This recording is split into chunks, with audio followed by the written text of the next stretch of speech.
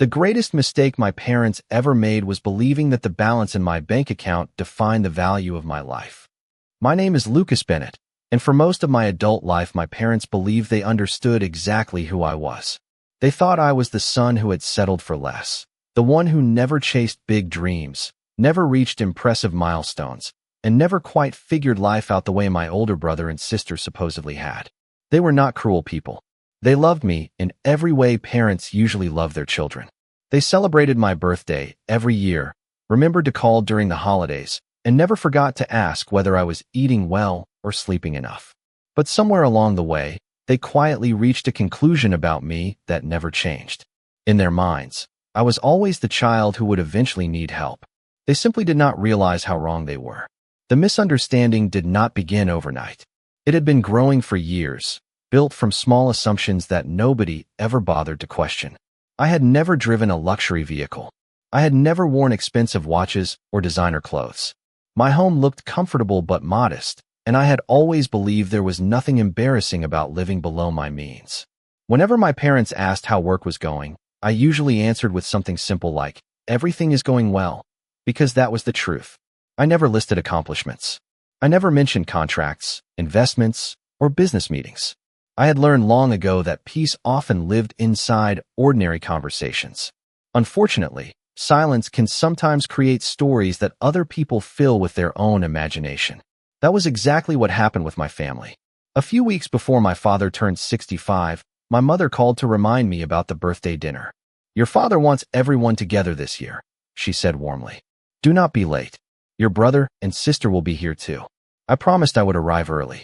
As I ended the call, I smiled to myself because family gatherings always carried a mixture of comfort and unpredictability. We loved one another deeply, yet somehow every holiday eventually became a conversation about careers, retirement plans, investments, or whose children were accomplishing the most. I had never competed in those conversations. It simply was not who I was. The evening of my father's birthday arrived with perfect autumn weather. The air carried just enough coolness to remind everyone that summer had officially ended, and the neighborhood looked exactly as it had throughout my childhood. The same maple trees lined the streets. The same white fences surrounded familiar homes. Even after all these years, pulling into my parents' driveway still made me feel like I was 20 years old again. I parked my aging pickup truck beside my brother's new luxury sport utility vehicle. The contrast was impossible to ignore, although it never bothered me. My truck was reliable, fully paid for, and had carried me through thousands of miles without complaint. To me, that mattered more than the logo on the front grille. As I walked toward the house carrying a small wrapped gift, my father opened the front door before I even reached the porch. "Lucas," he said with a smile as he hugged me tightly. "You made it." My mother quickly appeared behind him and kissed my cheek before taking the dessert I had brought. The familiar smell of roasted turkey, fresh bread, and cinnamon filled the house. Family photographs covered the walls exactly where they had always been. For a moment, everything felt wonderfully ordinary. My brother Ryan arrived a few minutes later wearing an expensive tailored jacket, followed shortly by my sister Emily and her husband. Conversation flowed easily as everyone gathered around the living room sharing stories about work, vacations, and neighborhood news. Ryan talked enthusiastically about expanding his medical practice. Emily described the remodeling project she and her husband had recently completed on their home. My parents listened proudly, smiling at every accomplishment. When my father finally turned toward me, he asked the question I had expected. "So, Lucas, how is work treating you?" I smiled and answered honestly. "It has been busy, but I cannot complain. Everything is going well." He nodded politely before moving on to another conversation. My answer lasted only a few seconds, while everyone else's updates stretched into detailed discussions. That had become our family tradition without anyone intentionally creating it. We eventually gathered around the dining room table as my mother served dinner. The conversation drifted from retirement plans to rising home prices, then to inflation and the cost of living. My father admitted that retirement felt exciting, but also a little intimidating because nobody could predict what the future would bring. Ryan confidently explained several investment strategies, while Emily agreed that careful financial planning mattered more than ever. I mostly listened, occasionally offering a quiet comment when someone asked my opinion. Near the end of the meal, my father cleared his throat and looked directly at me with an expression I could not immediately understand. "Lucas," he began gently, "your mother and I have been talking." My mother reached across the table and rested her hand on his arm. "We know things have probably been harder than you let on," she said softly. "You have always been independent, and we respect that. But if you ever need help getting ahead, we want you to know we have set aside money for you." The room became completely silent. Ryan looked down at his plate. Emily offered me an encouraging smile that somehow made the moment even more uncomfortable. My parents genuinely believed they were protecting me. They were offering love, not judgment. Yet beneath those kind words lived an assumption that pierced far deeper than they could possibly imagine. They believed I needed their money because they believed I had never become anything more than the struggling son they remembered from years ago. I looked at both of them and felt an unexpected mixture of gratitude, sadness, and quiet disbelief. I could have corrected every misunderstanding in less than 5 minutes. I could have explained exactly what I had been building for the past decade. I could have described the life they had never imagined for me. Instead, I simply smiled, reached across the table, and gently placed my hand over my mother's. "Thank you," I said sincerely. "That means more to me than you know. But I promise you, I do not need your money." They exchanged puzzled glances before my father smiled kindly, convinced that pride alone had prevented me from accepting their offer. At that moment, I realized they still had no idea who I had actually become. I drove home that night with the windows rolled halfway down, letting the cool October air fill the cab of my old pickup truck while my parents' words echoed in my mind. They had offered me money because they genuinely believed I needed it. What surprised me was not the offer itself. It was how naturally it had come to them, as though it had confirmed a belief they had quietly carried for years. I was not offended because I knew their hearts were in the right place. They wanted to protect their son. What saddened me was realizing they had spent so much of my adult life seeing a version of me that no longer existed. Somewhere between my 20s and my 40s, the image they held on to had simply stopped growing. They still remembered the uncertain young man who changed jobs twice after college, rented a tiny apartment, and struggled to decide what direction his future should take. They never really met the man I became after I moved across the country. The following morning, I woke before sunrise, just as I always did. My morning routine had remained almost unchanged for years because I believed consistency created freedom. I brewed coffee, reviewed the day's schedule, answered several emails, and walked the 2 miles around my neighborhood before traffic filled the streets. By 8 o'clock, I was already inside my office building, greeting employees as they arrived one by one. Some mornings I smiled when I remembered how many people assumed success always looked loud. They imagined expensive suits, luxury cars, private jets, and enormous houses. I had discovered long ago that real financial security often looked surprisingly ordinary. My office occupied the 3rd floor of a renovated brick building downtown. The company had grown steadily over the years, but I had never seen a reason to decorate it with unnecessary extravagance. Every dollar had a purpose. Every investment had a long-term plan. That philosophy shaped both my business and my personal life. Around mid-morning, my assistant placed a folder on my desk containing reports from several ongoing projects. We spent the next hour reviewing numbers, discussing new partnerships, and planning meetings for the following week. It was the kind of work I genuinely enjoyed because every decision carried the opportunity to help clients build stronger futures. When people asked what I did for a living, I usually answered with a single sentence because most conversations did not require a detailed explanation. Unfortunately, that habit of keeping things simple had followed me into family gatherings as well.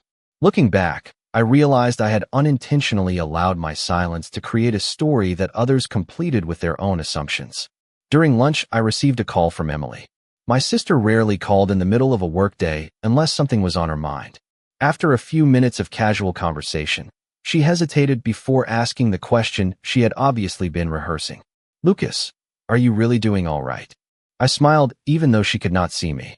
"I am doing very well, Emily." She sounded relieved, but unconvinced. "Mom and Dad are worried about you. They think you try to hide your struggles because you have always been so independent." I leaned back in my chair and looked through the window at people walking along the sidewalk below. Did you ever stop to think that maybe there are no struggles to hide? There was a brief silence. "I suppose I never really thought about it that way," she admitted quietly. We changed the subject soon afterward, but the conversation stayed with me throughout the afternoon. Emily had not reached her own conclusion about me. She had inherited it. Families often do that without realizing it. One opinion quietly becomes accepted truth until nobody remembers where it began. As the years passed, everyone simply assumed I was getting by rather than getting ahead. Nobody asked enough questions to discover otherwise, and I never volunteered information that sounded like bragging. That evening, I stopped by the neighborhood grocery store on my way home. The cashier recognized me because I visited almost every week. We talked briefly about the local high school football season while she scanned my groceries. Standing in line behind me was an older gentleman who had attended one of the financial literacy workshops my company sponsored every month. He smiled warmly and thanked me again for helping him reorganize his retirement planning. His gratitude was genuine, but I quietly changed the subject because I had never been comfortable discussing my work in public. Moments like that reminded me that fulfillment rarely came from recognition. It came from knowing that someone's future had become a little more secure because of something I had done. Later that evening, I found myself looking through an old family photo album that I had brought home after helping my parents clean their attic several months earlier. There was a picture of me at 12 years old proudly holding a homemade birdhouse I had built in the garage. Another photograph showed my brother receiving an academic award while my parents stood beside him beaming with pride. A third captured Emily performing a piano recital before a packed auditorium. I noticed something I had never paid attention to before. Nearly every photograph of me showed me building something, fixing something, or working quietly in the background. Even as a child, I had never been interested in applause. I simply enjoyed creating things that lasted. Perhaps that was why success eventually found me in ways nobody expected. I closed the album and smiled. My parents had always loved me. That had never been the question. The problem was that they had measured progress using milestones they could easily see, while the life I built had been constructed slowly, privately, and almost entirely out of sight. They believed they knew my story because they remembered the beginning.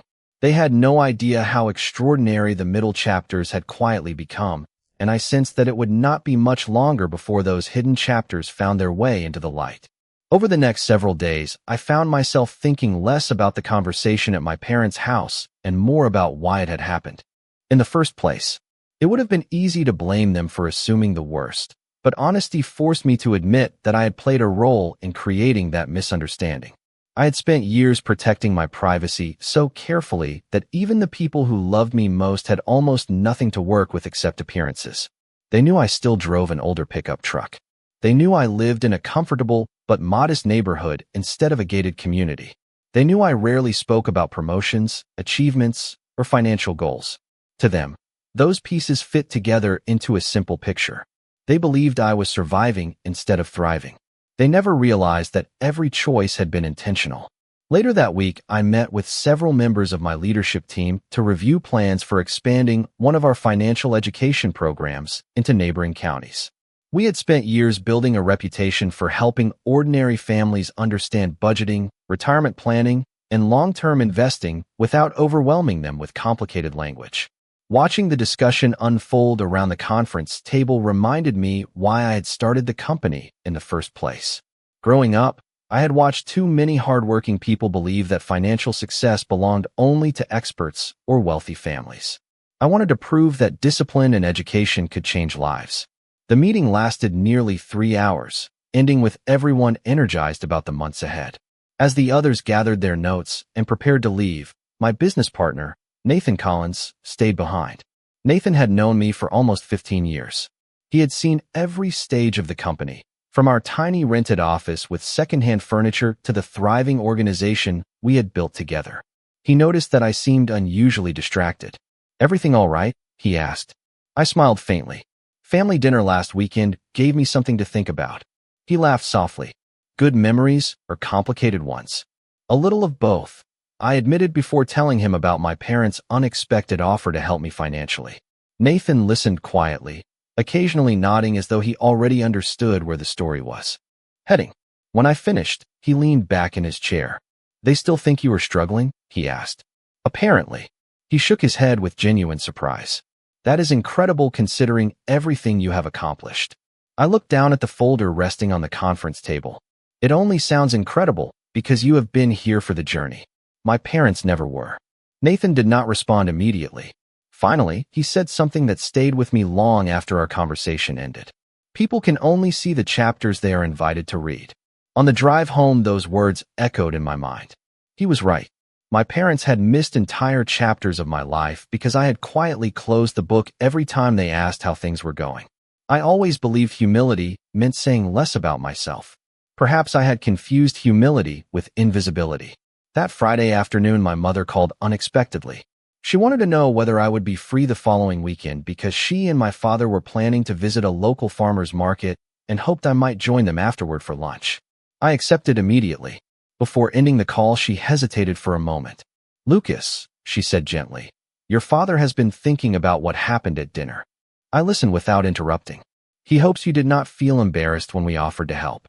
I smiled even though she could not see it. "Mom, I was never embarrassed. I know why you offered." She sounded relieved. "We only want you to have security." "I know," I replied sincerely. "And I appreciate that more than you realize." After we hung up, I sat quietly in my office for several minutes. Their concern came from love, not judgment. That truth mattered because it reminded me that misunderstanding often grows inside good intentions rather than bad ones. My parents had spent their entire lives believing that responsible mothers and fathers should always be ready to rescue their children if necessary. They simply believed I was the child who still needed rescuing. Saturday arrived with clear blue skies and crisp autumn sunshine. Before meeting my parents the following weekend, I spent the morning volunteering at one of our community workshops.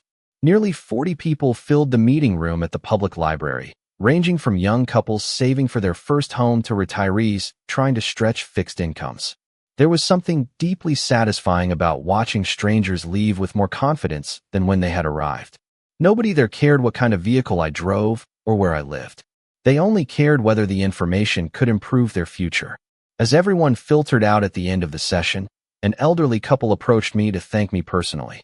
They explained that several suggestions from one of our previous workshops had allowed them to pay off their remaining debt earlier than expected. Their gratitude was heartfelt and completely unexpected. I shook their hands, wished them well, and watched them leave smiling together. Moments like those always reminded me that success was measured in lives improved, not appearances maintained. That evening, I organized a few documents for the upcoming week and noticed an invitation tucked beneath a stack of mail. It was for a regional business leadership luncheon where I had been asked to deliver the keynote address the following month. I smiled before setting it aside unopened. Invitations like that had become fairly common over the years, yet I almost never mentioned them to anyone outside the office. Recognition had never been my goal. Quiet consistency had always felt more meaningful than public attention. As I prepared dinner that evening, my phone buzzed with a message from Emily asking whether I would really be joining our parents the following Saturday. I replied that I would. Her response came only a few seconds later. "Good. I think Mom and Dad still have a lot they want to understand." Reading those words, I realized something had begun to shift. The assumptions my family had carried for years were no longer sitting as comfortably as they once had. Small questions were beginning to replace old certainties. And although none of them knew it yet, the answers they were about to discover would challenge everything they believed they understood about the quiet son who had never felt the need to announce who he had become. The following Saturday arrived exactly as my mother had described, with bright sunshine stretching across the town square where dozens of white tents lined the streets for the weekly farmers market. Families wandered between booths carrying fresh flowers, homemade bread, local honey, and baskets filled with apples. Children laughed while musicians played soft acoustic songs near the courthouse steps. It was the kind of peaceful morning that reminded me why my parents had never wanted to leave the town where my brother, sister, and I had grown up. I spotted them almost immediately. My father wore the same navy baseball cap he had owned for years, and my mother waved enthusiastically the moment she saw me. We spent the next hour strolling from booth to booth, tasting homemade jams and talking about ordinary things. My father compared tomatoes from different farms while my mother searched for fresh herbs she wanted to use for Sunday dinner. For a while, everything felt wonderfully uncomplicated. Nobody mentioned money. Nobody mentioned careers. We were simply a family enjoying a quiet weekend together. Eventually, we settled into a small family-owned restaurant overlooking the town square. The waitress recognized my parents by name and greeted them warmly before showing us to a booth near the front windows. We ordered sandwiches, iced tea, and a slice of apple pie to share afterward. As we waited for our food, my father looked unusually thoughtful. I recognized that expression because it usually meant he had been carefully considering something for several days before deciding to say it aloud. He folded his hands together on the table and looked directly at me. "Your mother and I have been thinking about last weekend," he said calmly. I nodded without interrupting. "You seemed very certain when you told us you did not need our help." I smiled politely. "Because I was certain." My mother leaned forward slightly. "Lucas, we are not trying to pry into your private life. We just worry. Parents never really stop worrying." "I know," I answered sincerely. "And I have never doubted that." Before either of them could continue, a familiar voice called my name. From across the dining room. I turned and immediately recognized Charles Whitmore, the owner of a regional manufacturing company that had become one of our longest-standing clients. Charles walked toward our table with a broad smile and extended his hand before I even had time to stand completely. "Lucas," he said warmly, "I was hoping I would run into you again before next month's conference." I shook his hand and introduced him to my parents. Charles greeted both of them respectfully before looking back at me. "I still tell people that meeting you was one of the best business decisions I ever made," he said. "Your guidance completely changed the way we plan for the future of our company." I thanked him politely and tried to shift the conversation toward his family, hoping to keep the attention away from myself. Unfortunately, Charles continued speaking with genuine enthusiasm. "You have built an incredible organization," he said. "People all over the state speak highly of your work." I felt my parents watching the conversation unfold in complete silence. They exchanged a brief glance that did not escape my notice. After wishing us an enjoyable lunch, Charles excused himself and returned to his own table. For several seconds, none of us spoke. Finally, my father cleared his throat. "Who exactly was that?" he asked. "One of our clients," I replied simply. "He owns a manufacturing company about an hour from here." My father frowned slightly. "He spoke as though you were advising large businesses." "Sometimes we do," I answered. My mother tilted her head with quiet curiosity. "I thought you mostly worked with individuals." "We help both," I explained. "Families, small businesses, nonprofit organizations, and occasionally larger companies." Our sandwiches arrived before either of them could ask another question, and the conversation drifted toward lighter topics. Even so, I could feel something had shifted beneath the surface. My parents were beginning to realize that there were pieces of my professional life they had never understood. After lunch, we walked back toward the parking lot together. As we reached my truck, another unexpected interruption occurred. "Hey!"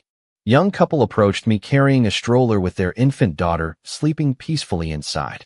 The husband smiled as though greeting an old friend. "Mr. Bennett," he said, "I wanted to thank you again. We closed on our first home last month." His wife nodded enthusiastically. "Your workshop completely changed how we handled our finances.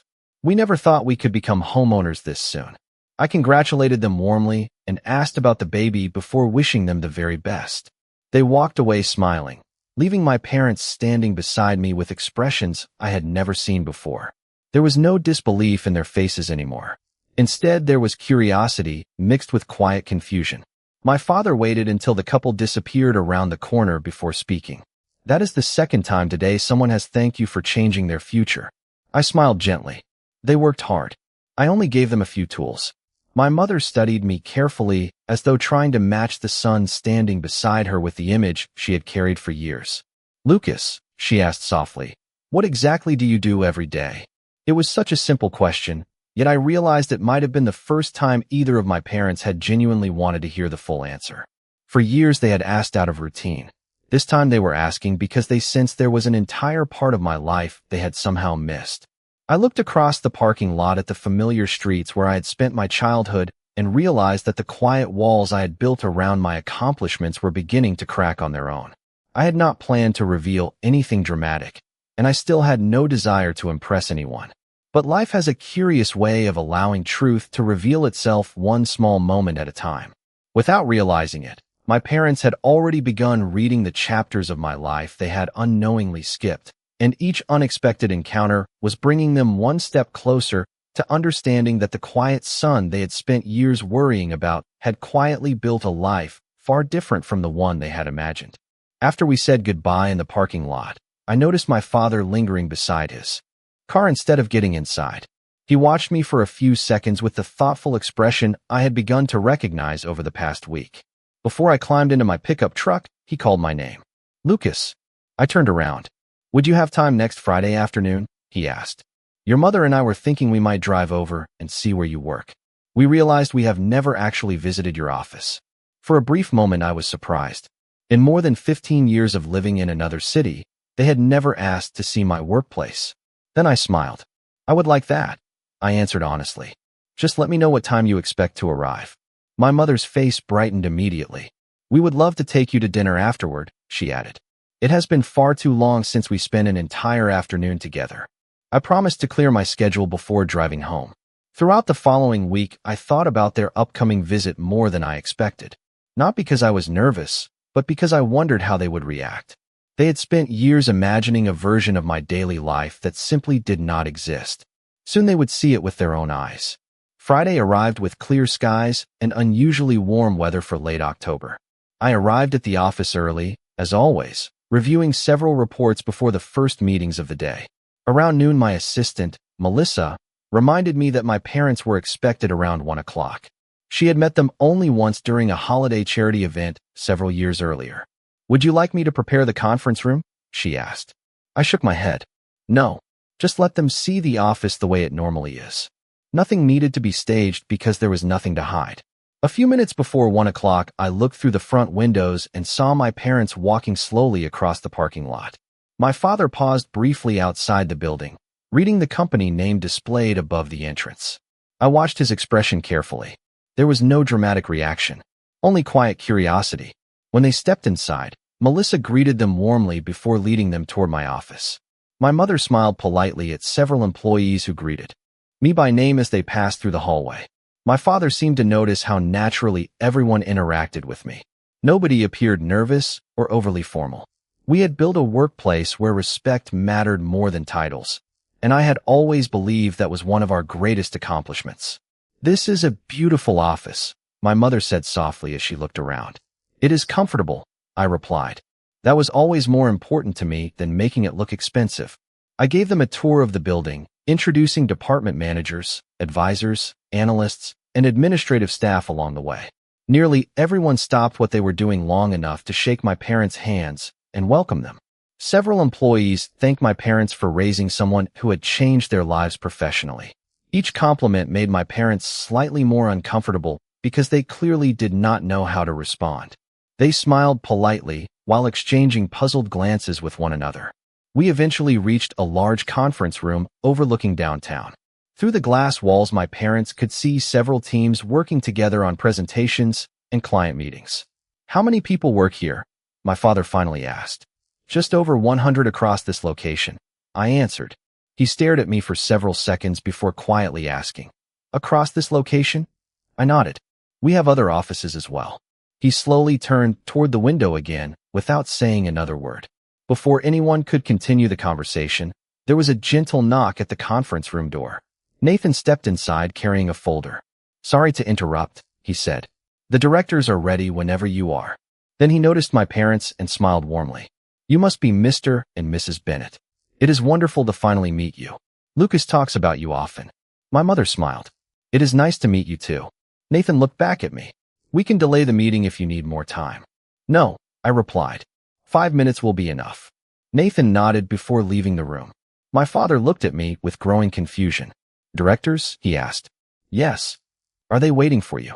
They are. He blinked slowly. Lucas, what exactly is your position here? For the first time in many years, I answered the question without shortening the explanation. I founded the company 16 years ago. Nathan and I built it together from a small rented office. Today I serve as the chief executive officer. Neither of my parents spoke. The silence lasted several long seconds. My mother's eyes slowly moved around the conference room before returning to me. You started all of this? She asked quietly. Yes. My father looked genuinely stunned. Why did you never tell us? I smiled gently because I had asked myself that same question many times during the previous week. You never really asked beyond whether work was going well. I always answered honestly. It was going well. My father lowered his eyes toward the conference table. We thought you were working for someone else. I know. We thought. He stopped before finishing the sentence. My mother reached over and gently touched his arm. Neither of them needed to explain what they had believed because we all already understood. They had spent years imagining I was barely keeping up, while I had quietly spent those same years building something far beyond their expectations. At that moment, another knock interrupted the silence.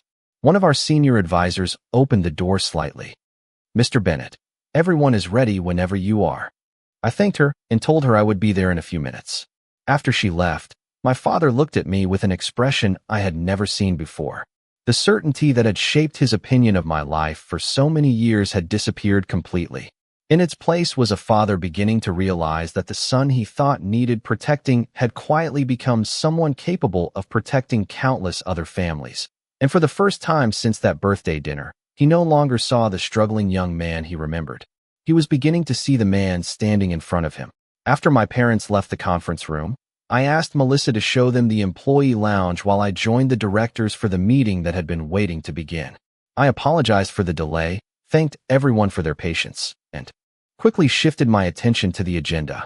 The next 90 minutes were filled with discussions about community outreach, long-term planning, new educational programs, and opportunities to expand our scholarship fund for young adults pursuing careers in finance. Although I remained fully engaged in every conversation, I could not ignore the thought that my parents were sitting only a few rooms away, quietly rethinking everything they believed they knew about my life. When the meeting finally ended, Nathan walked beside me as we returned toward my office. He smiled knowingly before speaking. I imagine today answered a few questions for your parents. I laughed softly. Probably more than a few. He nodded. They looked proud. I paused for a moment before answering. I think they are still trying to understand what they saw. Nathan placed a hand on my shoulder. Give them time. Sometimes the truth arrives all at once, but acceptance takes a little longer. I thanked him before continuing down the hallway. When I reached my office, I found my parents standing quietly near the large window overlooking the city. Neither of them spoke immediately. My father slowly turned toward me, and I noticed that his expression had changed completely from the confident certainty he had carried only a week earlier. There was humility in his eyes now, mixed with genuine curiosity. You built all of this without ever asking us for anything, he said quietly. Yes, I answered. I wanted to build something that could stand on its own. He looked around the office once more. How long have you been leading this company? 16 years. He lowered his head for a brief moment before letting out a slow breath. 16 years, he repeated almost to himself. That means you accomplished all of this while your mother and I were still thinking of you as the young man who could not decide what career he wanted. My mother stepped closer and gently touched my arm. Lucas, why did you never tell us? She asked softly. I smiled because the answer had become very clear to me over the past several days. I never wanted my relationship with either of you to revolve around accomplishments or money. Every time we talked, I wanted to be your son, not someone giving business updates. My mother listened carefully while my father remained silent. Besides, I continued, I always believed that if I became the kind of man I wanted to become, the title on my business card would never be the most important thing about me. My father slowly sat down in one of the chairs across from my desk. I wish I had understood that years ago. His voice carried a quiet sadness that immediately caught my attention. Dad, you have nothing to apologize for. He looked up at me. I think I do. The room became very still. When your brother received promotions, I celebrated them. When your sister finished another project, I asked dozens of questions because I wanted to hear every detail. But every time I asked you about work, I accepted the shortest answer you gave me. Somehow I convinced myself there was nothing else to ask. I sat across from him without saying a word. That was my mistake, he continued. I thought I already knew your story. My mother nodded slowly. We remembered who you used to be, and we forgot that people continue growing even when they live far away. Her words carried no excuses, only honesty. I reached across the desk and gently folded my hands together. You both gave me everything I needed growing up. You taught me to work hard, to keep my promises, and to treat people fairly. Everything I built started with those lessons. My father shook his head with a faint smile. You always find a way to give us credit. Because you deserve it, I answered sincerely. The company did not appear because I suddenly became successful. It grew because I practiced the values you spent years teaching me. My mother's eyes filled with quiet emotion as she looked around the office again. I think what surprises me most is not how successful you became, she admitted. It is that none of this changed the way you live. I laughed softly. Why would it? She smiled. Most people would buy a larger house or a newer vehicle. I glanced toward the parking lot where my aging pickup truck remained parked in its usual space. That truck still gets me wherever I need to go. My house has everything I need. I stopped believing that bigger automatically meant better a long time ago.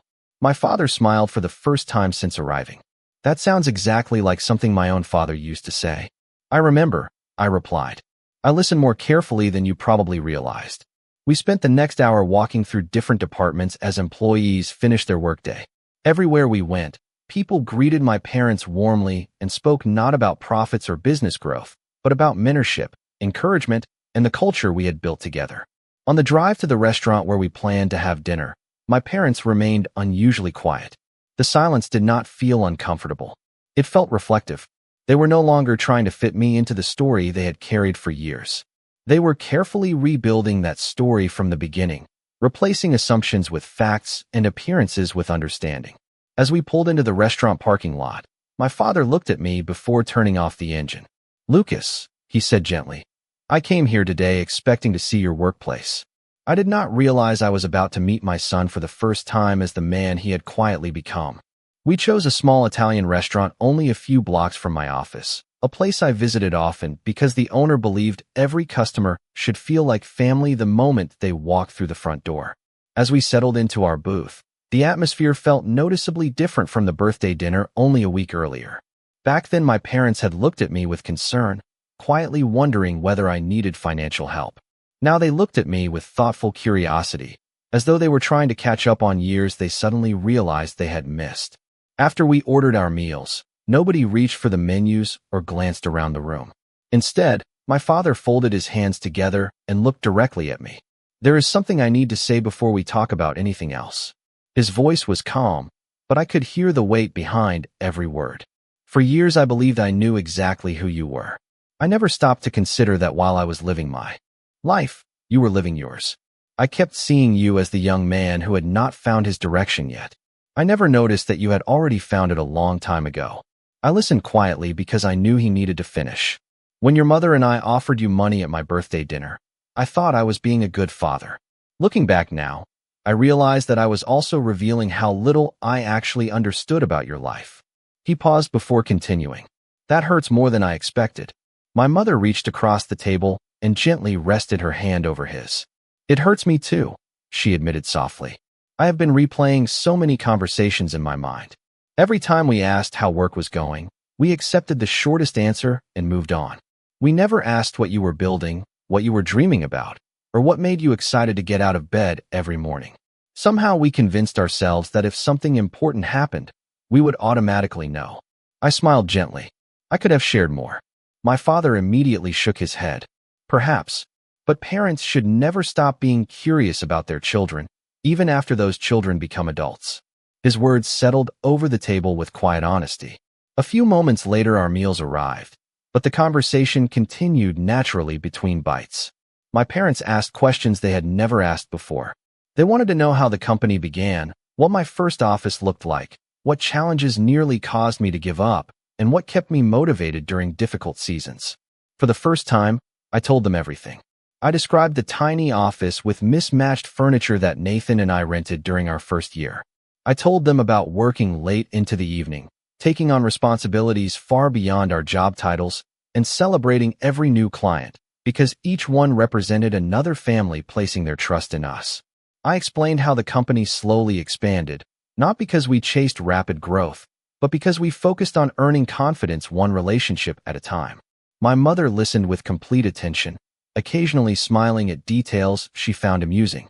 My father rarely interrupted. Instead, he absorbed every story as though trying to rebuild 16 years of memories that had never been shared. When I finished, he leaned back in his chair and quietly laughed to himself. Do you know what surprises me most? He asked. I shook my head. None of the things you are proudest of have anything to do with money. I smiled. Because money was never the goal. Freedom was. The freedom to help people, to create opportunities for employees, and to wake up every morning doing meaningful work. He nodded slowly. I spent years assuming success would change you. Did it? I asked with a grin. He smiled warmly. Apparently, it made you even more like the little boy who loved building things in our garage. We both laughed, and the tension that had quietly followed us throughout the past week finally began to disappear. After dinner, we walked slowly through a nearby park before returning to the parking lot. The trees had already begun changing colors, and a gentle breeze carried fallen leaves across the sidewalk. My mother slipped her arm through mine as we walked. I have been thinking about something, she said. When you were little, you never asked for expensive toys. You always wanted books, tools, or something you could build with your own hands. I cannot believe I forgot that. People remember the loud moments, I replied. The quiet ones are easier to lose. She smiled thoughtfully. Not anymore. When we reached our vehicles, my father stopped before opening his car door. He looked at me with an expression filled not with regret anymore, but with gratitude. Thank you for never making us feel foolish today, he said. You could have embarrassed us after what happened at my birthday dinner. I shook my head immediately. There was never anything to gain from that. You offered me money because you loved me. I understood that from the beginning. He smiled, although his eyes carried unmistakable emotion. You have become a better man than I ever realized. I answered without hesitation. I became that man because of the example you and Mom gave me. For a moment, nobody spoke. Then my father stepped forward and embraced me in a way he had not done since I was much younger. It was not the quick hug of a routine goodbye. It was the embrace of a father who had finally allowed himself to see his son without the limitations of old assumptions. As I watched my parents drive away that evening, I realized something much more valuable than recognition had quietly entered our family. We had begun replacing years of quiet assumptions with honest conversations, and that simple change was rebuilding a relationship neither side had realized was missing until the truth gently revealed itself. Over the following months, something quietly changed within our family, and it had nothing to do with my career or the company I had built. The real change was that we began asking one another better questions. My parents no longer started every conversation by wondering whether I was keeping busy or whether work was going well. Instead, my father wanted to know what challenges I was trying to solve, what new ideas excited me, and what families our educational programs had recently helped. My mother asked about the people who worked beside me, remembered their names, and even sent handwritten congratulations whenever someone on my team welcomed a new baby or celebrated an important milestone. Those conversations felt different because they were no longer built on assumptions. They were built on genuine curiosity. Thanksgiving arrived a few weeks later, and for the first time in many years I noticed a subtle shift in the atmosphere before dinner even began. Ryan was already helping my father prepare the turkey, while Emily arranged the table with my mother. When I walked through the front door carrying homemade dinner rolls, my father greeted me with the same warm embrace he had given me after visiting my office. I am glad you are here, he said with a smile. There is someone I want you to meet later. I laughed softly. I have been coming to this house my entire life. Who could possibly be new? He smiled but did not answer. Throughout the afternoon, relatives gradually filled the house. Cousins, aunts, uncles, neighbors, and longtime family friends gathered in the living room sharing stories while children played in the backyard. It reminded me of the holiday celebrations I remembered from childhood, except this time I felt as though I was seeing my own family through new eyes. During dinner, my father stood to offer the traditional Thanksgiving blessing. Normally, he kept his remarks short, thanking everyone for their health and safe travels before inviting us to eat. This year, he paused for several extra moments. Before we begin, he said, looking around the table, there is something I have been wanting to say. The room grew quiet. My father rarely enjoyed being the center of attention, so everyone immediately listened. This year taught me an important lesson, he continued. I realized that even after our children become adults, parents can still make the mistake of believing they already know everything about them. Sometimes we stop asking questions because we think we already have the answers. His eyes found mine across the table. I made that mistake with Lucas. I believed I understood the life he had built because I remembered the young man he used to be. I forgot that people continue growing whether we are watching or not. Nobody interrupted. My father smiled warmly before continuing. I recently visited his company, met the people he works with every day, and saw the lives he has helped improve. I could not be prouder of the man he has become, not because of his success, but because success never changed his character. I felt every pair of eyes around the table turn toward me. Under different circumstances, that kind of attention would have made me uncomfortable, but this felt different. My father was not praising my accomplishments. He was acknowledging a misunderstanding that had quietly existed between us for years. I simply smiled and nodded, grateful that no further explanation was necessary.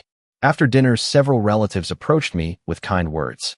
Some admitted they had also assumed I worked for a small local office because I had never spoken much about my career. Others laughed and said they had underestimated me without realizing it. I accepted every conversation with the same response. It is all right. I probably should have shared more. My uncle smiled and shook his head. Maybe. But it also reminds the rest of us not to judge people by what they choose not to show. That simple observation stayed with me for the rest of the evening. As the months passed, my relationship with my parents continued to deepen in ways I had never expected. They visited my office several more times, not because they wanted another tour, but because they enjoyed having lunch together in the neighborhood where I spent most of my days. My father occasionally sat quietly in the reception area, watching employees greet clients with patience and respect. Later, he admitted that seeing the culture inside the company impressed him even more than the size of the organization itself. Buildings do not earn trust, he told me one afternoon. People do. I smiled because that had always been my belief as well. My mother found her own way of becoming involved. She volunteered to help with one of our community financial education events, greeting guests at the registration table and making everyone feel welcome before the presentations began. On the drive home, she looked at me and smiled. Now I understand why so many people thanked you. It is not because you talk about money. It is because you help people feel hopeful. Hearing those words meant more to me than any business award I had ever received. They told me she finally understood what had motivated every decision I had made throughout my career. One quiet Sunday afternoon several months later, my father and I sat together on his back porch watching the sun slowly disappear behind the maple trees that lined the neighborhood. Without looking at me, he said softly, "I spent years thinking I needed to prepare an inheritance that would protect you someday. Now I realize the greatest gift I could leave behind is not money at all. It is making sure our family never stops listening to one another." I nodded, knowing there was nothing I could add that would improve those words. The misunderstanding that had once defined our relationship had disappeared, replaced by something far more valuable than admiration. It had been replaced by mutual respect, honest conversation, and the quiet comfort of finally knowing that my parents no longer measured my life by what they imagined I lacked. They had finally learned to see the person I had been becoming all along. Nearly a year passed before I truly understood how much our family had changed. It happened on an ordinary Saturday afternoon, the kind that once would have slipped quietly into memory without anyone giving it much thought. My parents invited everyone to their house for an early summer barbecue. The backyard looked exactly as it had when I was a child. My father still insisted on grilling hamburgers himself. My mother still arranged fresh flowers on the patio table, and the old maple tree still provided enough shade for everyone to gather beneath its branches. Some things never needed improvement because they had always been enough. Ryan arrived with his family. Emily brought homemade desserts, and several close relatives joined us later in the afternoon. There was laughter, conversation, and the familiar comfort that only comes from spending time with people who have shared every stage of your life. Yet something felt noticeably different. Nobody compared careers anymore. Nobody measured success by salaries, promotions, or possessions. Instead, conversations revolved around grandchildren, volunteer projects, travel plans, favorite books, and memories that somehow became funnier every time they were retold. At one point, my father walked over carrying 2 glasses of iced tea and handed one to me before sitting beside me on the porch swing. We watched the rest of the family talking in the backyard for several quiet minutes before he finally spoke. "Do you remember my birthday dinner last year?" he asked with a small smile. I laughed softly. "I do." He shook his head with gentle embarrassment. "I have replayed that evening more times than I can count." I looked toward the backyard where my mother was teaching one of my young nieces how to arrange flowers. "I have too," I admitted. The strange thing is that I do not remember feeling angry. My father turned toward me with curiosity. Not even a little? I shook my head. No. I knew why you offered to help. You loved me. The misunderstanding hurt, but the love behind it never disappeared. He nodded slowly before looking back across the yard. Thank you for seeing the difference. I am not sure I would have been as gracious if our roles had been reversed. We sat together in comfortable silence until he reached into the pocket of his shirt and removed a folded piece of paper. I have been carrying this around for several weeks, he said. I wanted to give it to you when the time felt right. I unfolded the paper carefully. It was a handwritten note, only a single page long. My father had never been someone who expressed his emotions easily through conversation, but every sentence on that page reflected a sincerity that words spoken aloud sometimes struggled to capture. He wrote that he was proud not because I had built a successful company, but because I had become the kind of man who remained humble after achieving success. He thanked me for reminding him that true character is often hidden beneath ordinary appearances. He apologized for allowing old assumptions to replace genuine curiosity, and he promised never to make that mistake again with any member of our family. By the time I finished reading, I quietly folded the letter and slipped it back into my pocket. I will keep this forever, I said. He smiled. That is all I hoped. Later that afternoon, my mother called everyone together for dessert. Before serving the pie, she tapped her glass gently with a spoon, drawing everyone's attention. Your father and I would like to say something, she began. My father stood beside her and looked around the table with a warm smile. Families spend a great deal of time teaching children, he said. What I learned this past year is that parents should never stop learning from their children as well. Several relatives nodded thoughtfully. He continued, sometimes we believe we know someone simply because we have known them for a long time.